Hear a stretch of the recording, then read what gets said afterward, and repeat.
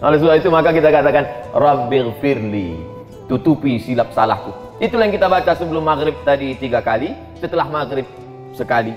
Sebelum maghrib 3 kali kita katakan Fissanatil madhiyati, setahun yang lalu dosaku banyak ya Allah. Dari mulai buka mata sampai tutup mata, dosa telinga, dosa tangan, dosa kaki, dosa pikiran, lintasan dalam pikiran, terbesit di dalam hati. Maka kita katakan Rabbighfirli, hapuskanlah itu semua ya Allah. Adapun sesama manusia, kita minta ampun. Utang piutang kita bayar. Yang sudah jatuh tempo, yang belum jangan. Nanti dah jatuh tempo baru Rabbighfirli. Setelah itu barulah wali walidayya, kedua orang tua. Yang tak sanggup membalas budinya, doakan saja dia. Inilah yang teringan. Kalau sanggup menggendongnya dari Palembang sampai ke Makkah, tawaf 7 kali putaran, dilanjutkan dengan sa'i, diteruskan ke Padang Arafah, digendong sampai Muzdalifah, melontar jumrah di Mina, balik lagi ke Makkah, tawaf ifadah, sampailah tahallul, belum dapat membalas sekali teriakannya saat melahirkan, meregang nyawa, sobek, dijahit oleh Pak Dokter SPOG, spesialis obgyn.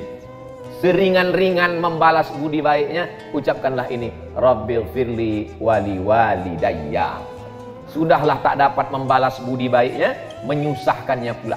Saya kalau memberikan motivasi ke mahasiswa-mahasiswa baru, pesan saya tak banyak, adik-adik mahasiswa, kalau kalian belum sanggup membahagiakannya, jangan kalian susahkan dia. Kalau kalian belum sanggup menyenangkan hatinya, jangan tuntut dia macam-macam. Jangan sampai begitu melihat nama kalian di handphone, kumat darah tingginya. Karena dia tahu, asal datang nama ini pasti masalah. Bahkan nama, tak pula nama budak itu dibuat situ, sebutnya troublemaker, tukang buat masalah. Na'udzubillah. Selesai saya pengajian subuh, datanglah emak-emak, ibu-ibu sudah tua umur 70-an. Ustaz Somad, ya Bu, ada yang mau kuadukan sama Ustaz. Apa namanya Bu? Aku ini kan memang tempat mengadu. Allahus Somad, Allah tempat mengadu. Apa namanya Bu? Anak saya nyuruh saya jual tanah Pak Ustaz. Tanah dia atau tanah ibu? Tanah saya. Kenapa disuruhnya jual? Kata dia, mak udah tua, tak ada gunanya banyak-banyak tanah. Mak nanti kan mati dimakan cacing tanah. Oh, naik cacing saya. Emosi saya. Tunjukkan saya mana rumah ibu, saya datang ke sana, bawakan anak ibu itu, biar saya ceramahi dia. Takut saya Pak Ustaz, nanti Ustaz ceramahi, Ustaz balik, dia ngamuk ke saya. Sudahlah tak menyenangkan dia, menyusahkan, menyuruhnya pula menjual tanah. Gara-gara apa itu? Karena tuntutan hidup orang sekarang, manusia ini konsumtif. Dulu satu kampung TV-nya satu, yang punya Pak Kades, nonton rame-rame, anak RT di depan. Sekarang satu orang satu TV, bahkan satu orang 2 TV. Itulah handphone. Dulu ada TV, ada radio, ada telepon, 3 alat dimiliki oleh 3 orang. Sekarang di situ TV, di situ radio, di situ handphone, lengkap dengan Twitter, BBM, WhatsApp, Instagram, satu alat. Dan sekarang pula orang HP-nya tak 1, 2, 3, handphone semahal-mahalnya. Saya bukan iri dengan orang yang punya handphone mahal, tidak. Handphone saya sampai sekarang retak ujungnya. Kenapa tak Ustadz ganti? Bukan masalah handphonenya, isinya guys. Nomor-nomor penting Pak ya, saya mindah-mindahkan itu.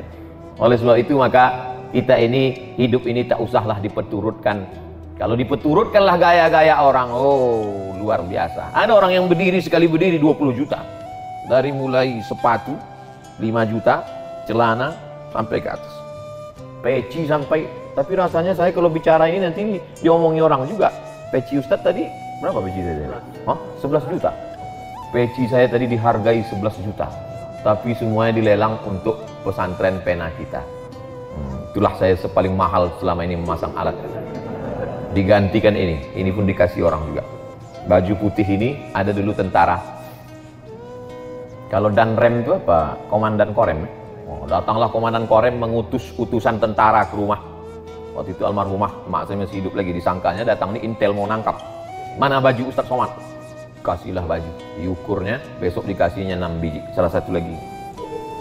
Kain sarung ini dikasih Kiai di Sidogiri. Sorban ini tadi. Jadi semua barang nih miliknya Casio, dikasih orang semua.